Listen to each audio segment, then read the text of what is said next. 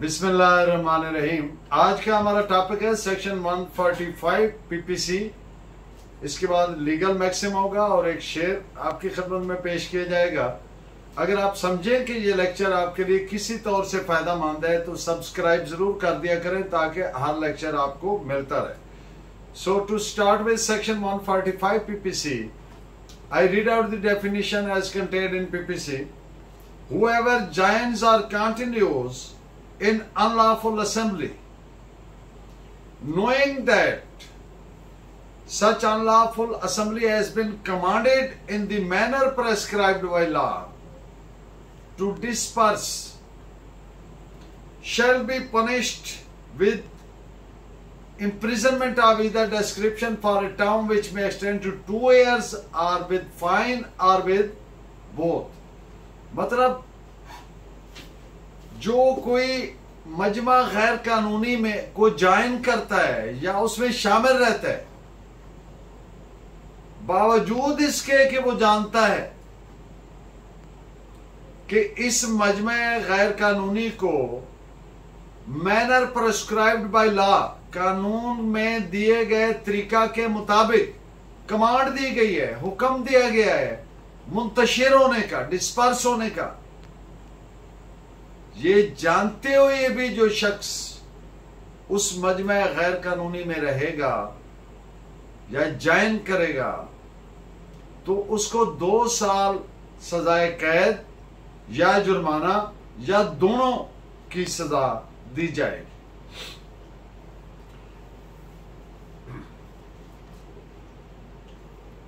मजमा गैर कानूनी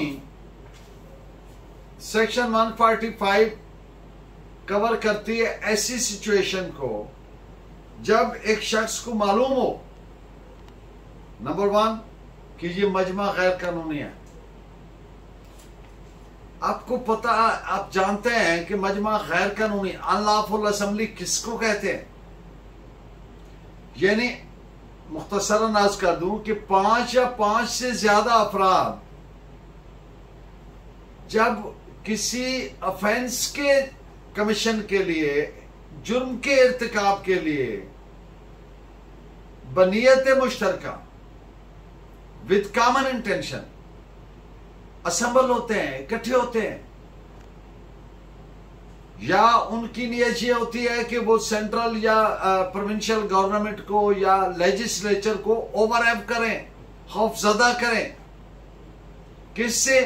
बाय यूज ऑफ फोर्स और शो ऑफ फोर्स, तो वो मजमा गैर कानूनी होता है। अब आगे बात करते हैं। अब एक मजमा गैर कानूनी, एक शख्स जानता है कि ये मजमा गैर कानूनी है और ये भी जानता है कि कानून में दिए गए तरीकाकार के मुताबिक the manner prescribed by the law, ये कमांड दी गई है, ये हुक्म दिया गया है उस मजमा को कि वो डिस्पर्स हो जाए, मुंतशिर हो जाए। इसके बावजूद अगर कोई शख्स उसमें उसको ज्वाइन करेगा या शामिल रहेगा तो वो जुर्म 145 पीपीसी का इर्तिकाब करेगा।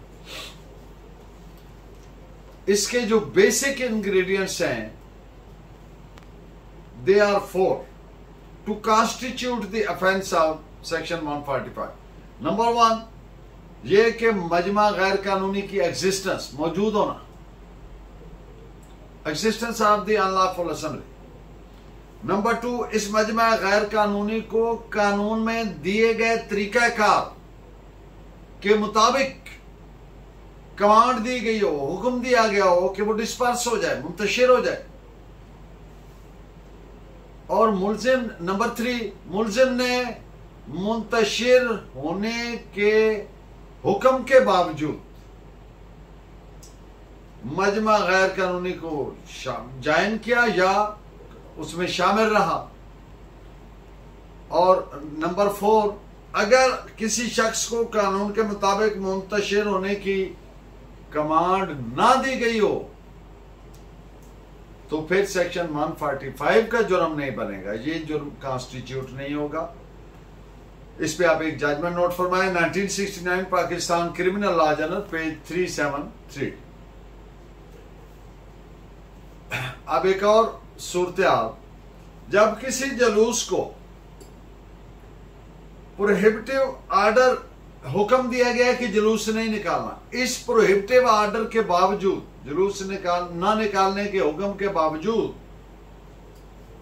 जुलूस निकाला जा रहा है, जलसा किया जा रहा है और पुलिस कमांड भी कर रही है, कमांड भी दे रही है डिस्पर्स होने की, तो फिर ये मुकम्मल तौर पर सेक्शन 145 का केस है।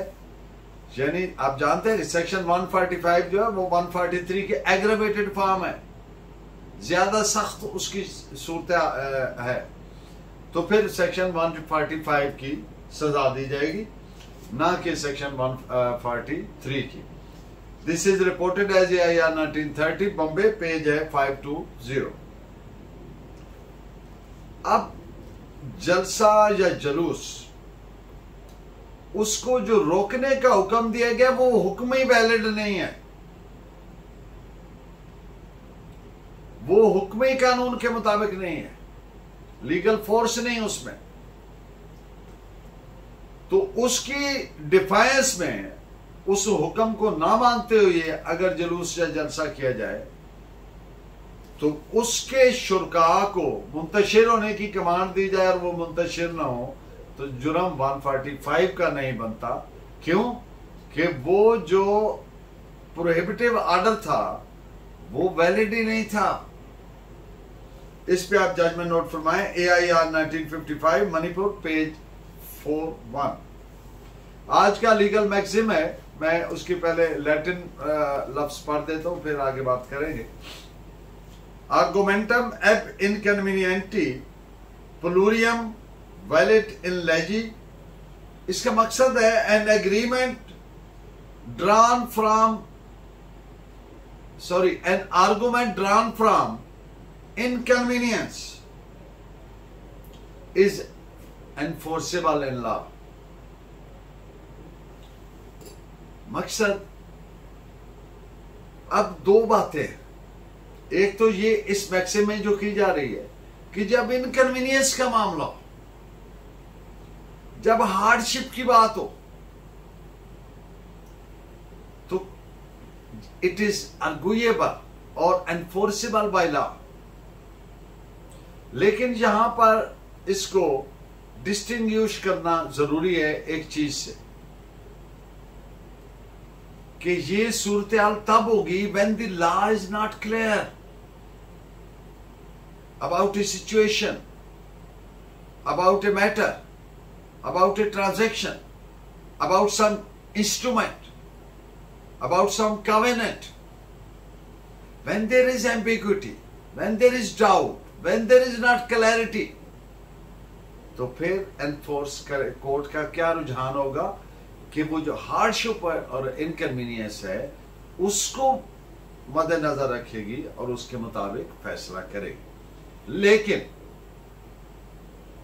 अगर लॉ क्लियर है तो भले उसके कॉन्सिक्वेंस में जितनी मर्जी हार्डशिप हो रही है, लॉ क्लियर है, इसको एक आदमी ने जुर्म किया, शहादत आ गई, एविडेंस रिकॉर्ड हो गई, उसको सजा हो गई। अब सजा होने वाला तो जेल में चला गया, can not come out to say that it is very hardship and inconvenience for मी।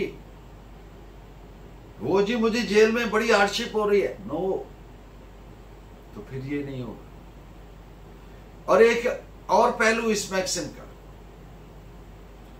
कि जो पब्लिक इनकन्वीनियंस है उसकी निस्बत law prefers to suffer private mischief than public mischief. यानी एक आदमी को तकलीफ हो जाए लेकिन सबको ना हो।